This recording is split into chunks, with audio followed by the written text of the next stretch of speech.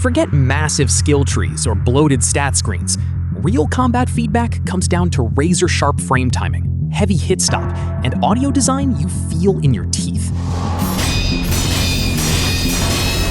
Here are 20 games with the most satisfying combat animations ever made.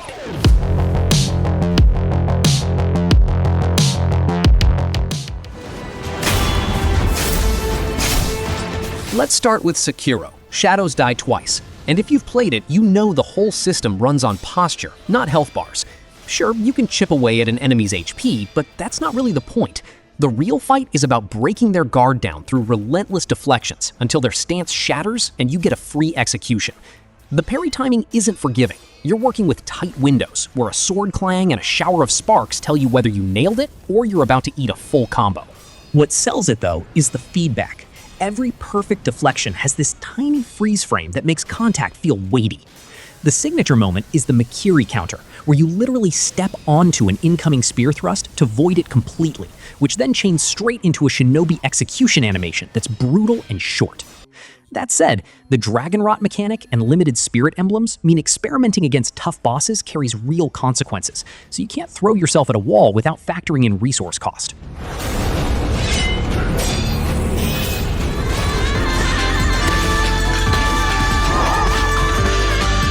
Nine Souls takes the core appeal of a high-stakes parry system and translates it into a 2D, hand-drawn, Taoist sci-fi framework with surgical precision.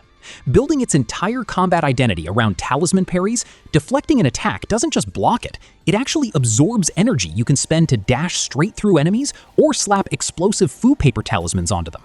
The pause frame impact on a clean deflect gives you that same satisfying snap. But because everything's happening on a 2D plane, your read and react timing has to be almost frame perfect since there's nowhere to sidestep into. The best example of this system clicking is deflecting a multi-hit boss combo and immediately dumping a fully charged unbounded counter talisman explosion back at them. 3 stacks of pure punishment for perfect timing. The main catch is a merciless margin for error. Boss damage output is high enough and parry windows narrow enough that one mistimed input can undo an entire clean run.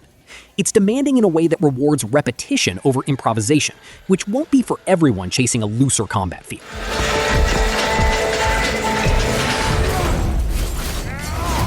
I must face this. While Nine Souls forces you to white-knuckle every single frame, God of War Ragnarök swings hard in the opposite direction.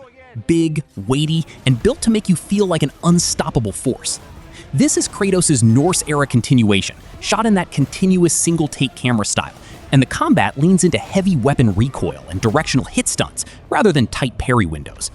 Every axe swing carries deep bass audio and controller rumble, and both the Leviathan axe and Blades of Chaos let you build frost or fire charges that visibly stack onto enemies before you cash them in. The clearest showcase is recalling the Leviathan axe mid-air back into your hand, then immediately following up with a Frost Awaken heavy cleave on a target you've already stunned.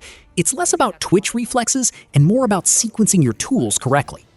The real friction comes from narrative pacing rather than mechanics. Your companions, usually Atreus or Mimir, tend to talk through puzzles a little too eagerly, occasionally solving environmental riddles out loud before you've had a chance to figure them out yourself. Mechanically solid, just don't expect much silence.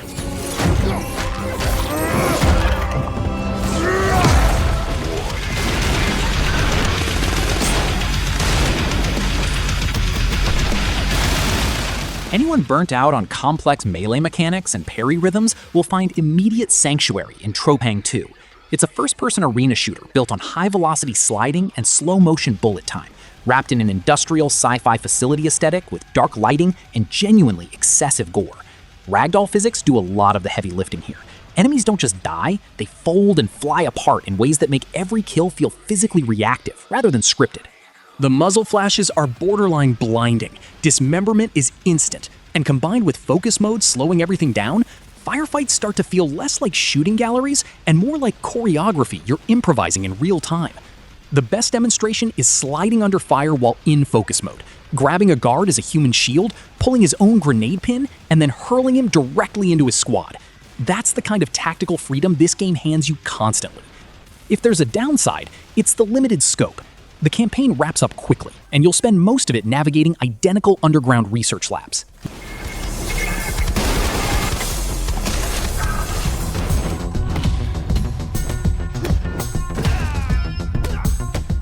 Picture this. You're getting chain countered through a narrow hallway, weaving around furniture that's actually part of the fight, ducking a haymaker, and slamming your attacker into a wall, all in one unbroken sequence that never once breaks its rhythm.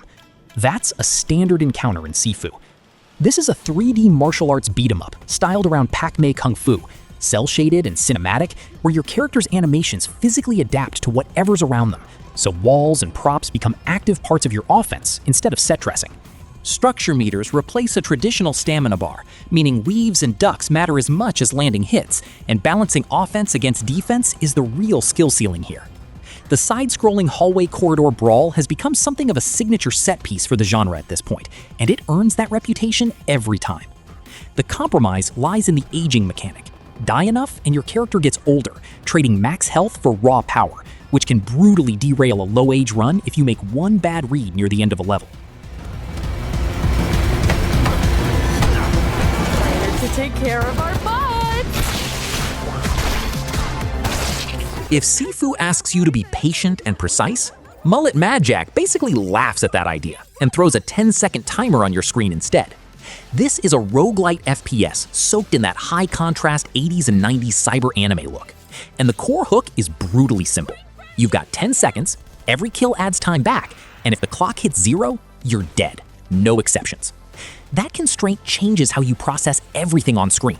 Speed lines and crunchy arcade sound design push you toward instant decapitations rather than careful engagements, because standing still to think is functionally the same as losing. There's barely a beat between actions. Kick, wall run, shoot, repeat. And the pacing rarely lets up long enough for you to catch your breath.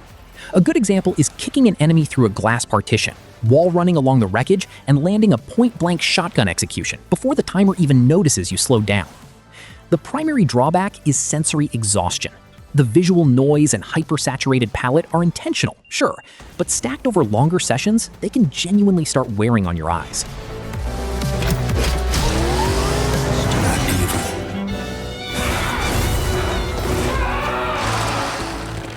Setting itself apart from other Souls-likes, Lies of P takes Sekiro's deflection concept and tightens the execution window to an almost uncompromising degree. Set in a gothic Belle Epoque world full of puppet golem industrial design, the whole combat identity revolves around guarding attacks with frame-precise timing, rather than just blocking them outright. What makes it distinct mechanically is the weapon durability angle baked into deflection itself. Perfect guards against a boss's Red Fury attacks don't just negate damage, they visibly degrade and eventually snap the opponent's weapon, which is a nice bit of tit-for-tat design most games don't bother with. The signature sequence is perfect guarding through a full Fury attack until the weapon shatters, then following it up with a fatal attack that's noticeably more visceral than a standard stagger execution. The difficulty curve suffers slightly from this strictness. Because the timing window is so narrow, muscle memory from other parry action games doesn't carry over easily, making early encounters feel harsher than their underlying stats suggest. Please.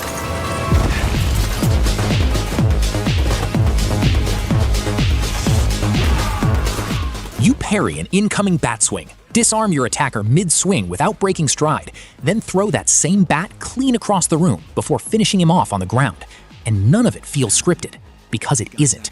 That's Midnight Fight Express in action, an isometric brawler built on motion-captured martial arts that transition cleanly between counters, environmental improvisation, and disarms.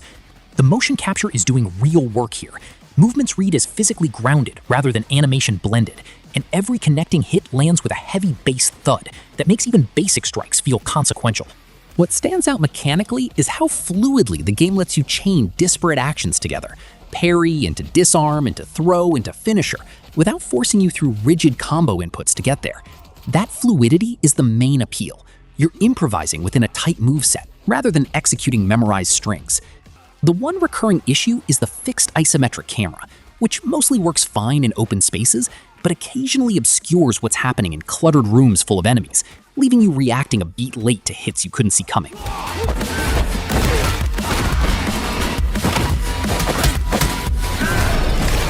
Because we are the Space Marines.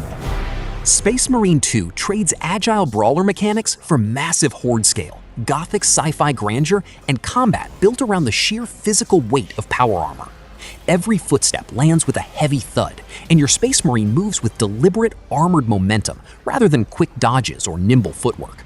The core loop revolves around parry timing that triggers a gunstrike reticle, letting you interrupt an enemy mid-attack and follow up with a point-blank pistol execution before sweeping a chainsword through whatever's still standing nearby.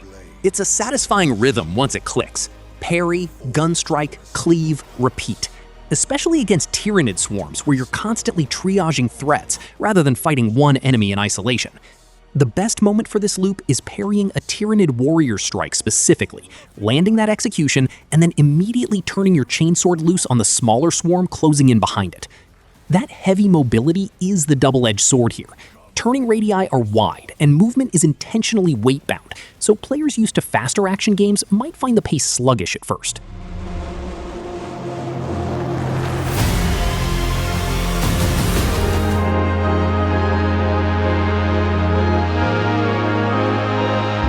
Tactical combat usually involves crouching behind cover and managing chip damage, but Katana Zero bypasses all of that. One hit kills you, and one hit kills everyone else too. This is a neo-noir pixel art action platformer with VHS glitch aesthetics, and its signature mechanic is precognition, a slow motion state that lets you actually see bullet trajectories in time to slash through them and send them back where they came from. That single tool reshapes every encounter into a puzzle about positioning and timing, rather than a straightforward gunfight, since you're constantly weaving through hazards you'd otherwise never survive.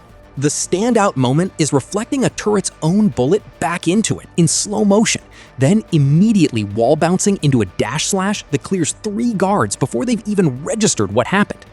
Every kill and reset is punctuated by these snappy VHS rewind animations that keep failure feeling fast rather than punishing. A narrative abruptness holds it back at the finish line, leaving several major story threads completely unresolved as the credits roll. Darkness is destined to lift in the end. I still have much left to do. Ninja Gaiden 2 Black is built around one core system, the delimb mechanic, where severing an enemy's limb mid-combo isn't just cosmetic damage, it directly opens the door to instant obliteration techniques. Ryu Hayabusa's frame startup is fast, aggressive, and unforgiving in both directions, meaning combat here rewards constant pressure over cautious spacing, since hesitation tends to get punished quickly by enemies who recover just as fast as you do. The signature sequence is an airborne Izuna drop, slamming an enemy to the ground, then chaining straight into an obliteration technique on whatever's left crawling nearby using Falcon's talents. Brutal, quick, and satisfying in that specific way only high-gore character action games manage.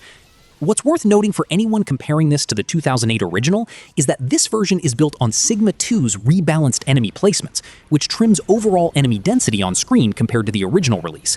That's not necessarily a downgrade, just a different flavor of the same fight. Encounters feel slightly more curated rather than overwhelming, which changes the rhythm of how aggressively you can afford to play from moment to moment. Go back to hell.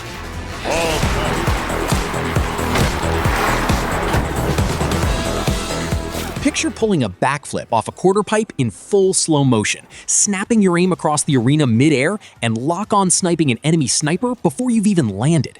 That's just a normal reload in this game. Rollerdrome fuses skate tricks directly into its shooting system, and the twist is mechanical rather than cosmetic. You don't regenerate ammo passively, you earn it by landing tricks, which means movement and combat are permanently tied together rather than existing as separate systems layered on top of each other. Visually, it leans on that cel-shaded, Mobius-inspired comic book style, which gives every trick and trick shot a clean, graphic snap that suits the rhythm of the gameplay well.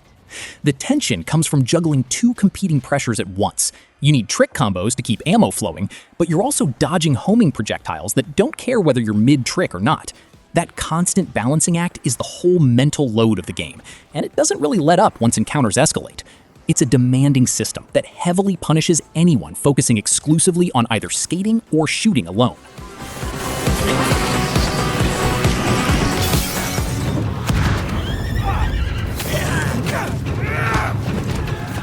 Ghost of Tsushima takes a far more cinematic, deliberate approach to swordsmanship, drawing heavily from Kurosawa-style samurai movies for its visual and combat language. The core system here is stance switching: stone, water, wind, and moon, where each stance is built to counter a specific enemy weapon type. so reading what's coming at you matters just as much as your actual sword timing. The animations lean into precision over flash, crisp cuts, controlled blood splatter effects, and that recurring blade wiping routine after a fight that's become something of a signature beat for the whole game. The best example of the system working together is a multi-enemy standoff, those single-button precision duels at the start of encounters, chained into a stone stance heavenly strike that clears out whatever's left standing. Repetition is the primary threat to the experience. Open-world outposts and tracking quests dominate much of the map, which works great in short sessions, but can feel formulaic over a 40-hour campaign.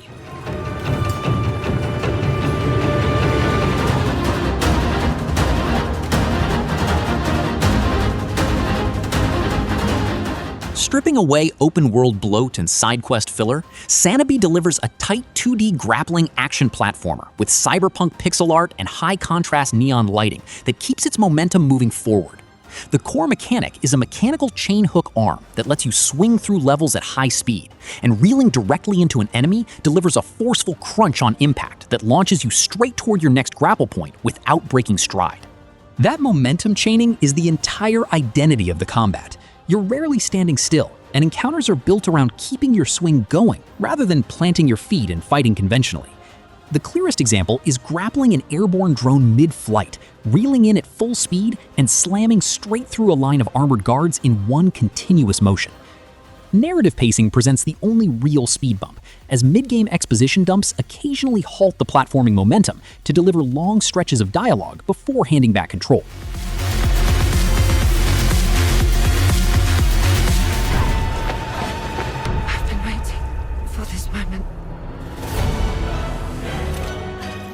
What's interesting about Stellar Blade's combat is how tightly it ties rhythm to resource generation, rather than treating parries as purely defensive. This is a third-person character action game set in a futuristic sci-fi world with a distinctly stylized Korean action aesthetic, and its perfect parries and perfect dodges do double duty. They avoid damage, sure, but they also charge up the energy gauges you need for burst and beta skills. That design choice means defense and offense aren't separate phases of a fight. You're constantly building toward your next big output through careful timing, rather than banking meter passively over time. The signature sequence shows this well. A blink counter teleports you directly behind an enemy after a successful dodge, and that positioning window opens straight into a full cinematic beta skill sword combo with heavy particle flash cuts. Flat voice acting and clunky narrative delivery undermine the slick presentation, over-explaining plot points that the gameplay and world design communicate much better on their own. I will find it, and I will make it pay. The moment you set foot in our world, your gift. Doom Eternal strips away defensive parry systems entirely and replaces them with relentless resource pressure, dark sci-fi aesthetics, and an arcade-bright color palette. The core system is a resource cycling loop. Glory kills refill health, the chainsaw refills ammo, and flame belch refills armor, which means survival depends entirely on actively engaging enemies rather than hanging back and playing it safe. Animation cancel windows let you chain weapon swaps mid-recovery, so the actual rhythm of combat becomes less about single weapon mastery and more about cycling tools fast enough to keep every resource topped off simultaneously. The clearest showcase is meat hooking toward a Cacodemon with the super shotgun, freezing an Archvile mid-air with an ice bomb before it can resurrect anything, then closing it out with a glory kill to refill health on the spot. Strict ammo caps act as the primary constraint here, forcing you into constant weapon rotation, whether you want to stick with a favorite firearm or not. Is you.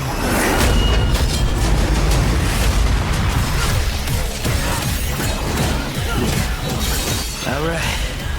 Time to kick. You're mid-air, juggling an enemy with the Balrog flame gauntlets, and right as your style rank meter starts dipping toward a lower letter grade, you swap straight into the Cavalier motorcycle to keep the combo, and somehow the SSS rank holds. That's Devil May Cry 5's entire philosophy in one sequence. This is a photorealistic urban fantasy character action game running on the RE engine, and its real-time style switching plus dynamic style rank system running D through SSS means the game is constantly grading your improvisation rather than just tracking damage numbers. Jump cancels let you extend airborne juggles almost indefinitely if your timing holds, and the soundtrack dynamically ramps up as your rank climbs, which gives high-level play an audible, immediate feedback loop that's hard not to chase once you notice it happening. Dante specifically leans into weapon-swapping chaos, since his kit is built around constantly changing tools mid-combo, rather than committing to one moveset. Visual fatigue sets in during the final chapters, where the fleshy, organic corridors of the Qliphoth tree begin blending together without much environmental variety.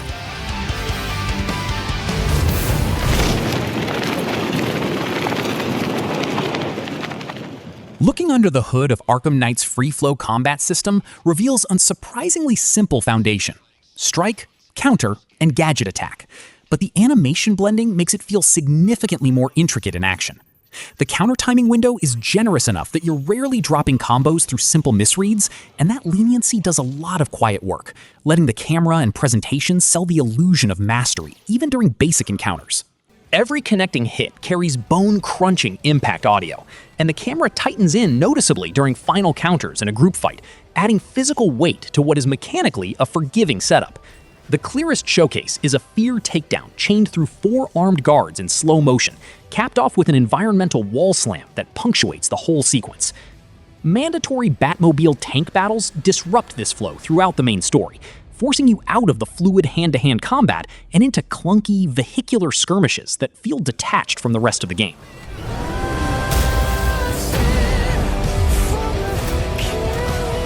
That's a nice argument, Senator. Why don't you back it up with a source? My source is that I made it the fuck up. While many character action games pursue grounded realism, Metal Gear Rising: Revengeance completely embraces cyborg anime absurdity, and the combat is all the better for it.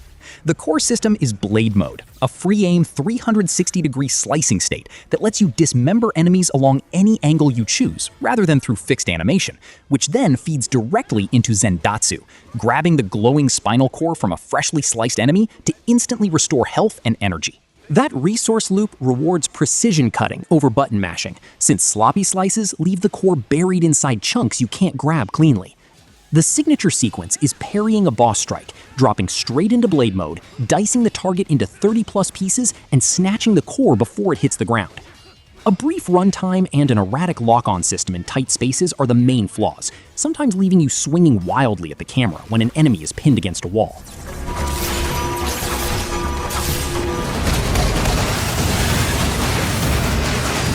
Nioh 2 provides a deliberate, highly technical contrast to frantic arcade slashers, methodical, stance-based, and built around discipline rather than reckless aggression.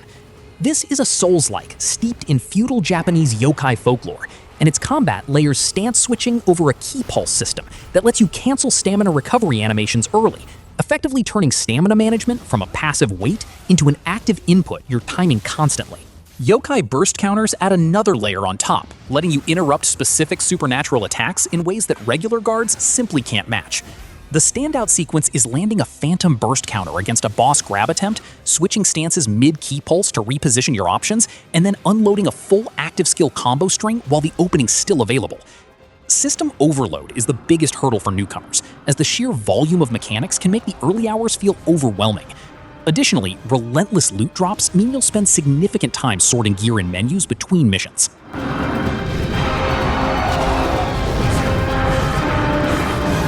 That's 20 games where combat isn't just a mechanic, it's the whole bloody point.